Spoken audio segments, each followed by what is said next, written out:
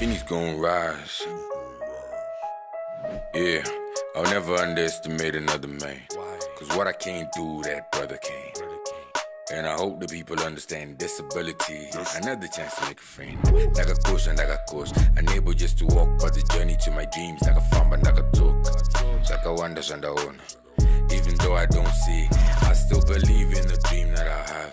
I need to speak to someone when I'm sad. Cause if I overthink and I keep it contained, I'll just keep on succumbing to seasonal pain.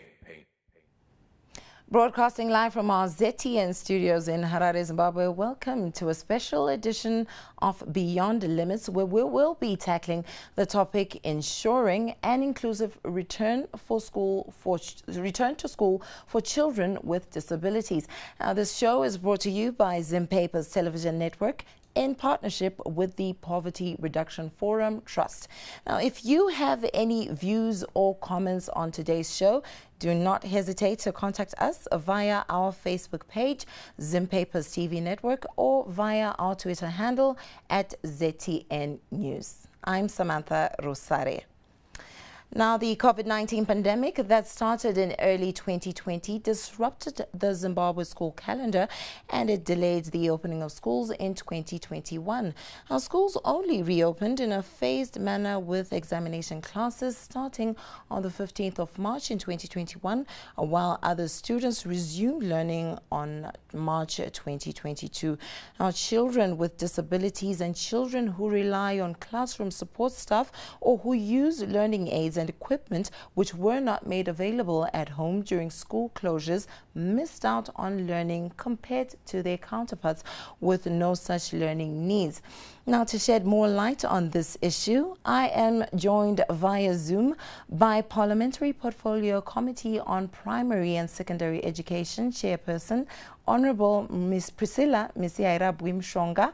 I'm also joined by Chief Director, Learner Welfare, Special Needs and Psychological Services in the Ministry of Primary and Secondary Education, Kwadzanai Nyanungo. I'm also joined by the Zimbabwe Teachers Association, ZIMTA Chief Executive Officer, Dr. Sifiso Ndlovu, but he will be joining us a little later on, as well as Executive Director of the Nkomwa Foundation Trust, Pick Nkomwa. Welcome to the discussion, ladies and gentlemen. Now, I'm going to start with you, Kwadzanai. How disability friendly are Zimbabwean schools at the moment? Thank you very much, and it's a pleasure to be on this show.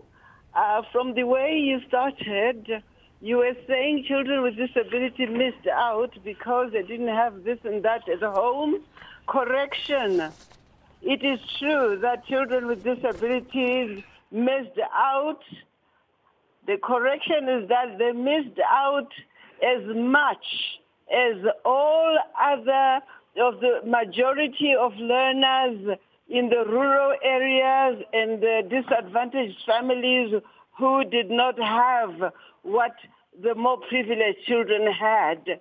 So that's the opening. But to answer your question more directly, we look at disability friendliness in terms of the infrastructure in our schools, accessibility for different types of disabilities, and for those with physical challenges, there should be some tangible disability access features like ramps, rails, for them to be able to access classrooms, toilets, and other buildings within the school. Yes, we do have schools that are well adapted to that, and we also have schools that were built a long time ago which are still adapting the environments for learners with physical challenges in particular. We also look at soundproofing for learners who are hard of hearing so that they have less noise interrupting with the limited hearing they have. And for some schools that has been done, and for some others that has not yet been done, and it is work in progress. We look at disability friendliness in terms of the psychosocial environment, acceptance and love and support for learners with disabilities that is something that we can boast of in quite a big number of our schools. Of course, it is not yet perfect. And in terms of assistive technologies, what technological gadgets and systems would make learning easier for learners with disabilities? The answer is partially yes, and work in progress. And finally, we're looking at adaptive teaching and learning resources like sign language, braille print, enlarged print, audio books, as well as individualized teaching and learning. That is the Ministry of Secondary approach to absorbing the needs of learners with disabilities.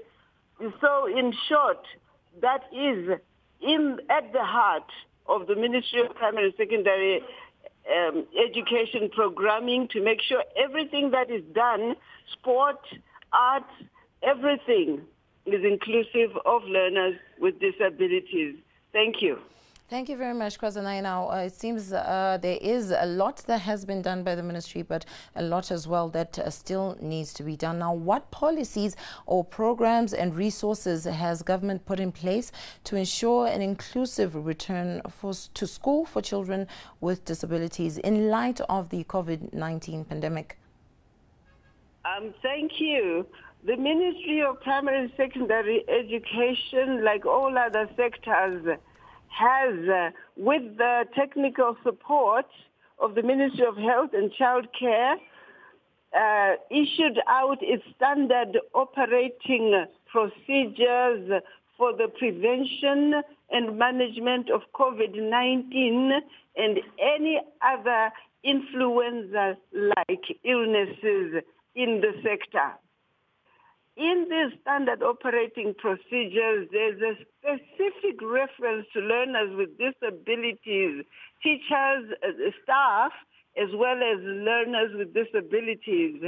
And the essence of it is that they, over and above the sanitization, physical distancing, hand washing, for children with disabilities, our ministry specifically requires that every school takes additional measures depending with the type and degree of disability of the learners that attend that school. So to answer your question, we are ready for learners with disabilities. We are busy monitoring attendance to see how many have come back to school, and for those who haven't come back, to reach out to find out where they are. Thank you.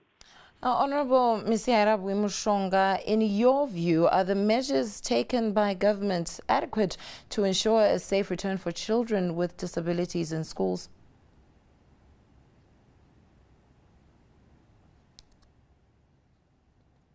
If you can unmute your device.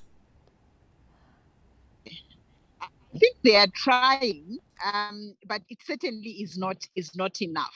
I think we need to understand that related by Madam without necessarily we are struggling with what kind of disability you have. Them are put in one class. So where we're sitting, those with disability needs to be finalized, prioritization limited. Then school to possible for the round. Online learn, we know that they that can't listen to the radio.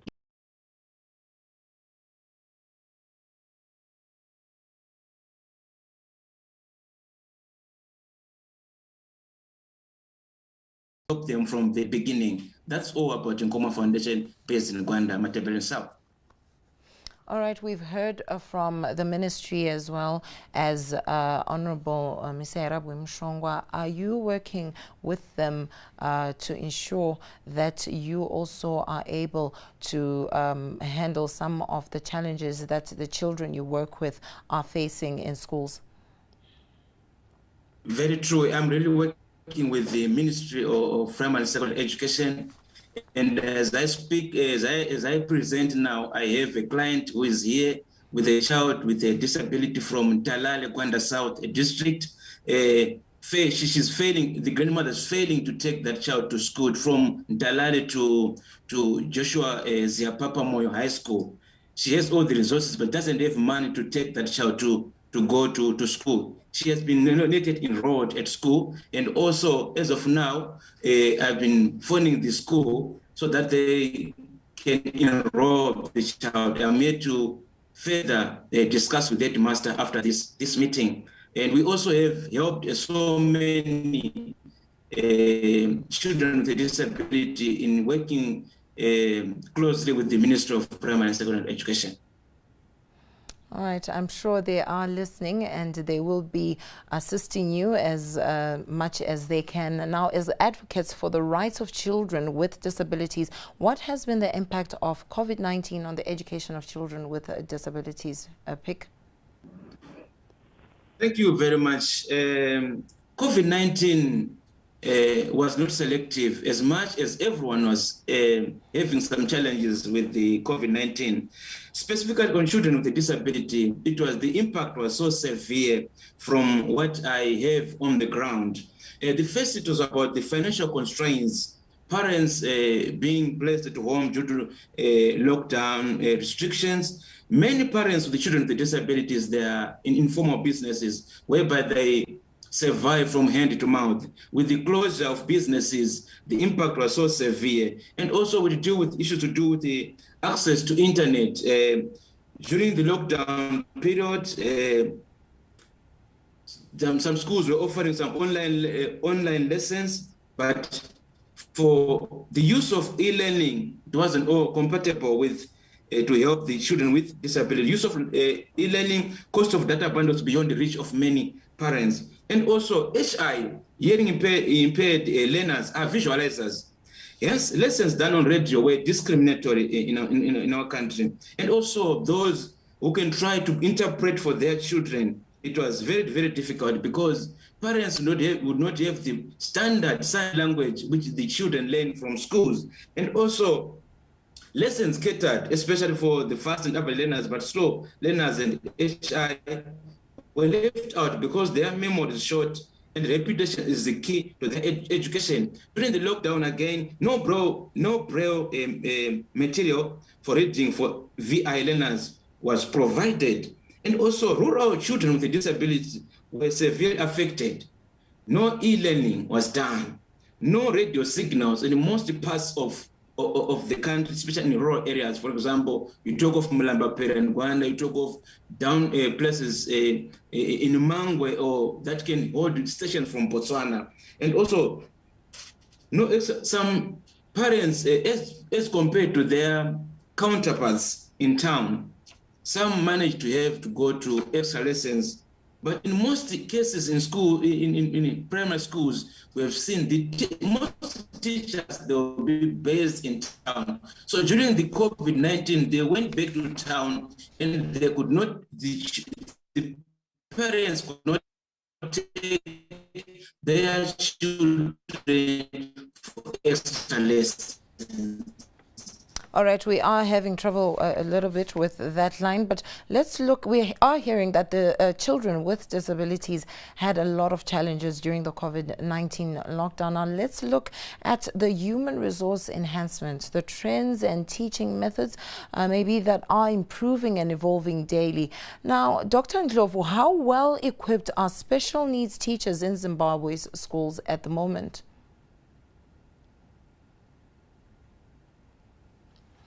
Dr. Ndlovu? Thank you very much. I must have missed some contributions. Are you getting me right? Are you getting clear? It's breaking, but I can, maybe you can go ahead. I can hear you. Hello? Yes, I can hear you, Dr. Ndlovu. Hello? I can hear you. Thank you very much. Fine. All right. The challenges that we have faced as educators have been compounded by the closure of the schools. Firstly, we are seeing that the educators who are coming back to school still face the old problem of having because these children will need also need assistance in handling the children, for example. They will need really to be monitored very closely, and they will need an adult monitor all the time. And in the absence of aides in the classrooms, then we have a problem in that regard. Remember that the teachers are very key to the successful implementation of the individualized educational plans for all the children who are in the school. So if the teacher is overloaded, then that compromises the amount of planning that must be done per child. More so when the numbers of teachers in those schools are also limited. With the lack of assistant teachers, what are we seeing? We are also seeing that the issues of giving children sufficient work cannot be done. So the teachers are overloaded. Obviously, this is disproportionately affecting most children from disadvantaged or underprivileged communities. That is what we should be addressing as we get back to schools. We realize that the issue of distance learning has not transitioned very well. And in some cases, there is no equipment to support the educators in that regard. So if we are going to talk about distance learning for the challenged children, then we will need a disaggregated approach which takes care of children with mental disabilities, children who are visually impaired, like the former speaker has indicated, those groups were somehow neglected. Children who may have hearing impairments will need a different approach altogether. And the numbers must also be reduced. So, in addition to that, the educators must be motivated by ensuring that their remuneration is paid and paid on time. And not only that, but they are given at least some extra recognition, in particular, like responsibility allowances, which are no longer coming now. And that is the responsibility of our Ministry of Primary and Education to address squarely and urgently. In some instances, we have inadequate equipment. For example, the learners have to take a rest, but we don't have the beds for the learners. We may have mattresses. And when the teacher is to attend to the sleeping child on the floor, on a mattress, then the teacher has got to get down on their knees. And that increases again the contact with the learners.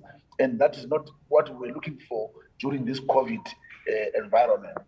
So these are some of the challenges that we are grappling with, and we expect this to be addressed from a policy point of view going forward. All right, you are watching a live discussion on ensuring an inclusive return to schools for children with disabilities. Now, this show is brought to you by Zim Papers Television Network in partnership with the Poverty Reduction Forum Trust.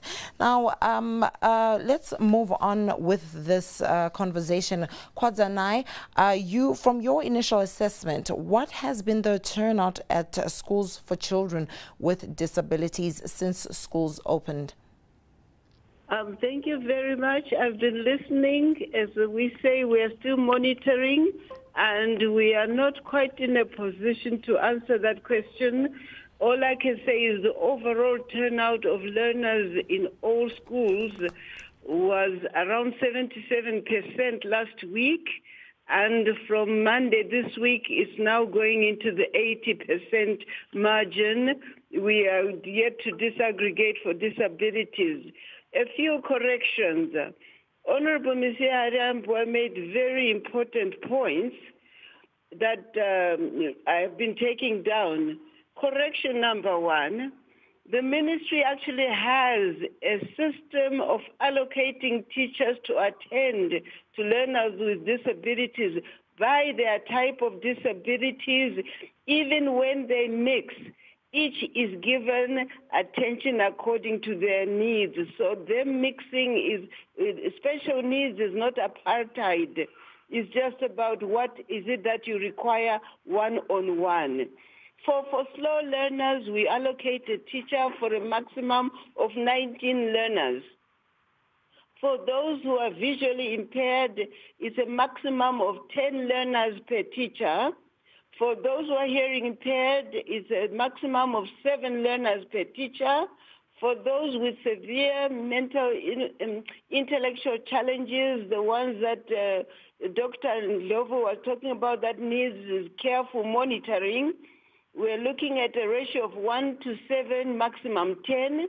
And those with severe physical challenges that need help, 1 teacher for 15, just a correction. So we don't dump them and leave them alone. When they have a teacher, the teacher knows what to do with each of them. Okay. Secondly, the inclusive education policy is about all disadvantages, all barriers, gender, socio-economic, disability, language, everything that means exclusion. Is not entirely about disabilities alone, and it is just, it is one more stage to go, just a correction. And has much been going on. I would not be doing our government any favor by being quiet. The government established the National Braille Printing Press for the production of teaching and learning materials for the visually impaired. It also established a National Educational Audiological Lab for the testing of those and assistance of those with hearing impairment. The government also came up with the Zimbabwean National Sign Language dictionaries, which are actually the standard version of all the dialects of sign language used in Zimbabwe, and is being developed further, and it has now culminated in a sign language syllabus as well. Just to answer your question about how many are back, we're actually monitoring, and I said we're monitoring and chasing up to ensure where they are. Lastly, the child from Alale, Gwanda South, seeking to go to Jason Zia Papa Moyo. If our colleagues from our civil society organization can get my number, then we can work on it offline. It sounds like a solvable issue, and any other individual learners he might be attending to. Thank you. All right, thank you for that contribution, Kwazanai. And quite a lot there that the government is doing to ensure that children with disabilities are being assisted enough. But going back to what Dr. Ndlovu said, I think one of the challenges that he did say was that there are not enough teachers in classrooms for children who are living with disabilities. What do you have to say? Because this is coming from the teachers' body, who are saying that there might be a bit of not many teachers who are assisting the children in classes. What do you have to say about that contribution from Dr. Ndlovu? Thank you very much, and I want to thank Dr. Ndlovu for bringing that up. The first thing that Zimbabweans need to accept is that having a disability doesn't mean you must be separated from others all the time. 2, that the special schools that exist are not there for children, all children with disabilities. They're only there for those with very severe to profound disabilities and multiple disabilities that require much, much more assistance than otherwise. So policy-wise, all learners should be learning together in line with the Constitution of Zimbabwe, which seeks to build inclusive societies, and schools must be inclusive. As of 2018, for example, we had a total of 2019, because I cannot talk about 2020 yet, a total of 83,275 learners with disabilities attending mainstream schools side by side with their non-disabled colleagues, taught by the same teachers that teach their colleagues, and where they need special assistance, then we talk about special needs teachers. I thought we need to be clear that we are not trying to build an apartheid where having a disability means you have a separate educational system at all. Shortage of teachers. We have a record of teachers who are specialized in teaching learners with different types of disabilities, and some of them are not even teaching dedicated disability classes at all.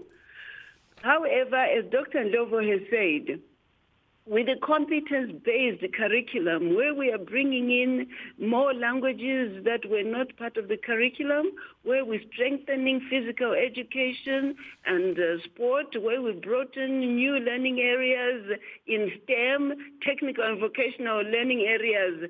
Special needs education teachers are among those that are being covered under the Teacher Capacity Development Program to sharpen them to deliver on the competence-based curriculum that prepares learners for life and work, and not looking at disability as charity. All right. Thank you. I'm just going to interrupt you there, but let's look at the COVID-19 pandemic. I'm going to direct this to Honorable Msihaira Gwimshonga.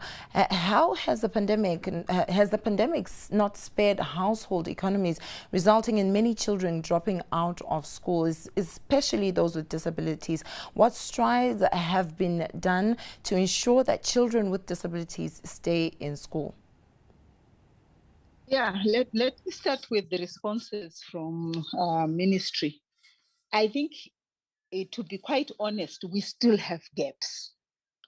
We have gaps because, like Dr. Ndlovu said, the capacity that is there for teachers in general is a problem. The teacher-people ratio is a problem. And like I said, over the weekend, we spent 2 days precisely on these issues. And an admission from the ministry that one of the problems they have is that the request that they've asked from Treasury so that they can have an increased number of teachers is limited. And they've not had a response to it. So I think let's admit where we do not have enough. We've got the ideal, but it is not enough. Just back to the issue of the disability issues. If you look at the agreed strategic interventions, which we agreed with the ministry over the weekend, one of the issues that we discussed was that we need to look at the issues that are included in the disability policy is found in the inclusive policy and see how it feeds in the national disability policy that has been agreed to by government. So I think it's important for us to acknowledge, this is why when you ask me, the first question is, how well has government done? I acknowledge that they have tried, but I don't think it's right to paint a picture that says everything is okay. It certainly is not okay. And if you speak, we have had public hearings where we are speaking to parents with children with disability. They are struggling.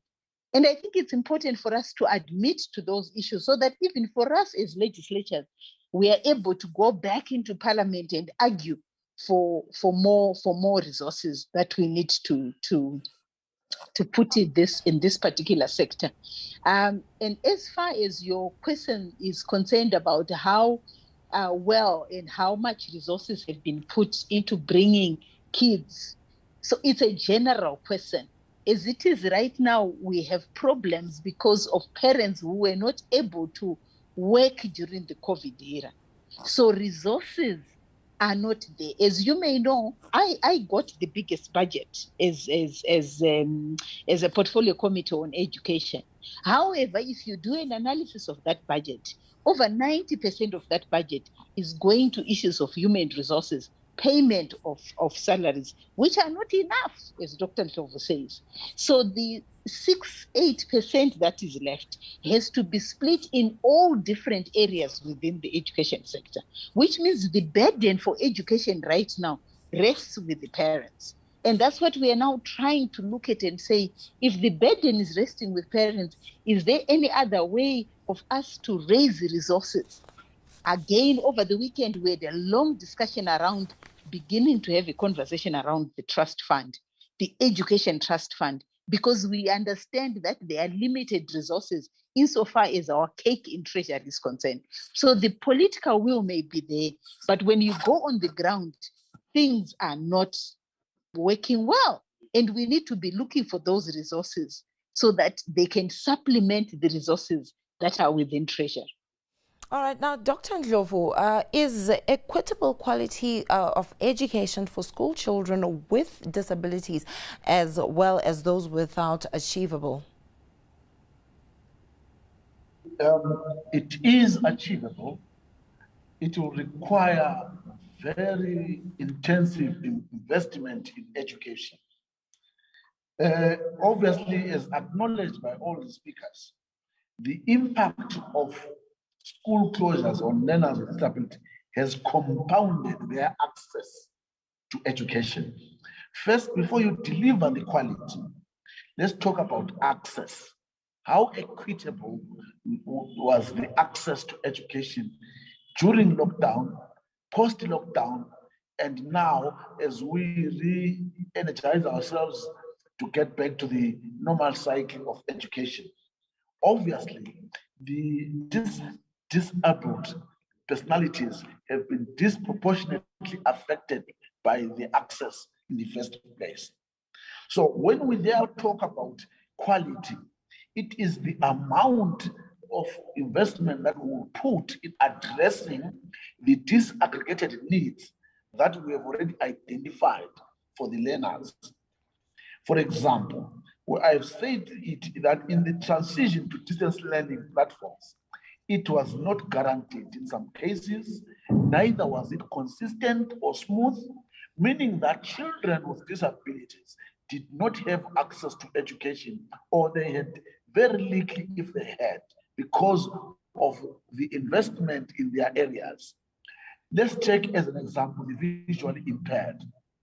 How many, the hearing impaired, how many were assisted during that time? The visually impaired, during the audio or video lessons that we created, there may be very few. Or did we have any videos at all that were addressing that? That is an indicator that quality was compromised for those children. Let us remember always that there is a nexus between disability and poverty.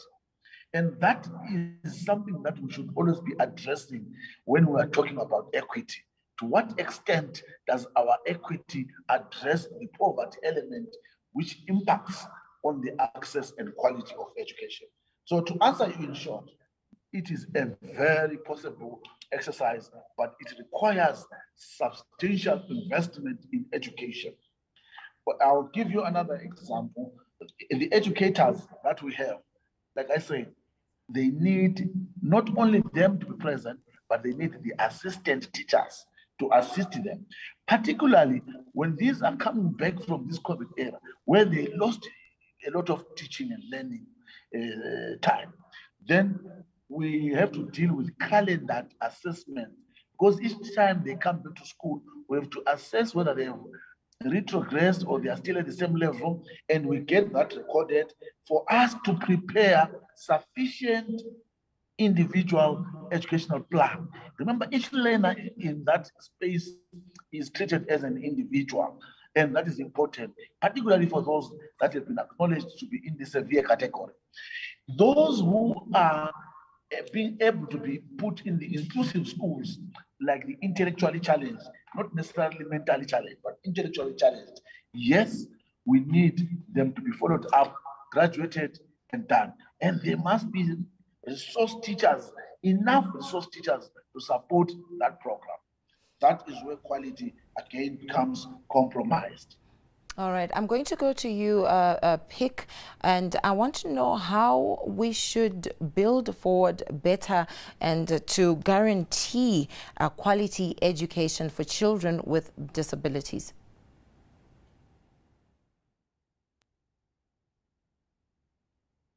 Thank you very much. As for the possible solutions that we can proffer so that we have quality inclusive education in Zimbabwe, my first point is on issues to do with our reluctance, maybe the reluctance of the government to invest more in issues to do with children with a disability so that they can have quality education at the end of the day. I say all schools in Zimbabwe to be disability friendly. How can a school run for more than 25 years and fail to have even a single ramp that need just only one pack of cement and a few bricks? We need guiding rails, we need double windowed and carpet classes for HI learners, classes that are noise induced for HI learners, even in rural areas, to avoid children with disability from moving to very far away from their families. For example, I mentioned issues to do with Ntalale girl who's supposed to go to JZ High School. And also last week, we took another one from Garanyemba and we took that child to JZ High School. Well, there's just 200 meters away, Garanyemba Secondary School. Because Garanyemba is not inclusive, the child has to go very far. Number two is to say deployment of special teachers in all schools who are able to cater for individual differences. And also, we need the continuous education, awareness, campaigns on disability issues to society and professionals, and also requests for professionals, journalists, and radio presenters to have articles, stories on weekly basis that All right, that was Pick Nkoma's contribution, but I'd like to also hear from you, Kwadzanai. How should we build forward better to guarantee quality education for children with disabilities? Kwadzanai. Thank you very much. I'm really excited at how things are going in this debate.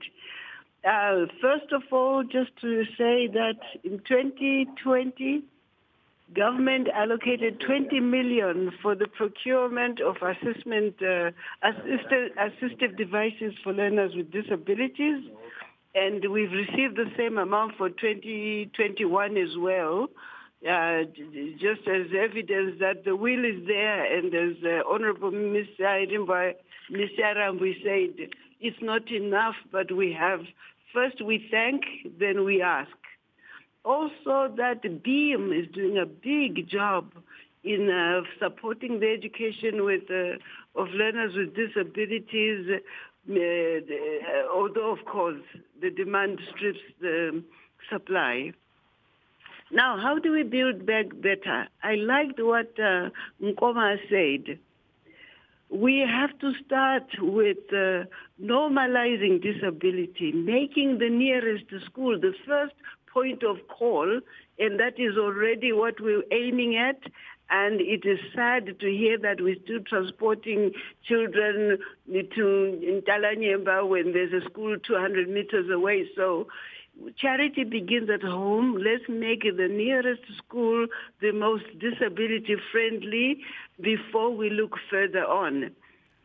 Going forward, we want to make sure that what Parliament already said, that we use the equity lens for the little money that is there and use equity principles to make sure that those that need more get more.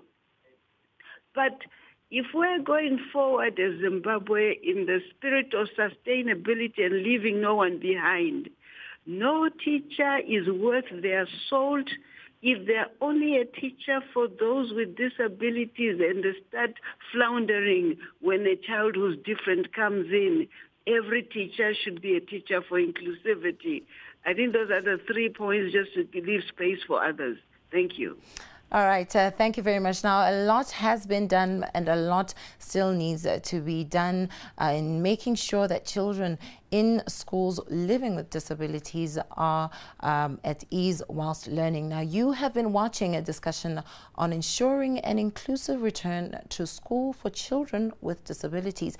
And this show was brought to you by Zimpaper's television network in partnership with the Poverty Reduction Forum Trust. I would like to thank the panelists who took part in this session.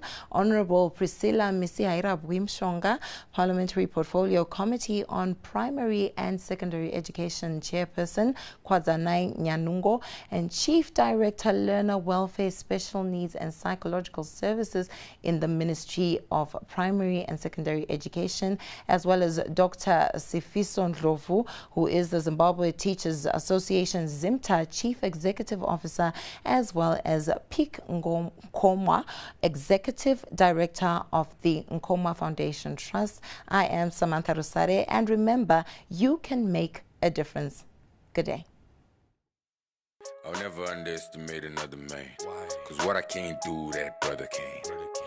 And I hope the people understand disability. Another chance to make a friend. A neighbor just to walk, but the journey to my dreams. Famba, talk. Wonder, even though I don't see, I still believe in the dream that I have. I need to speak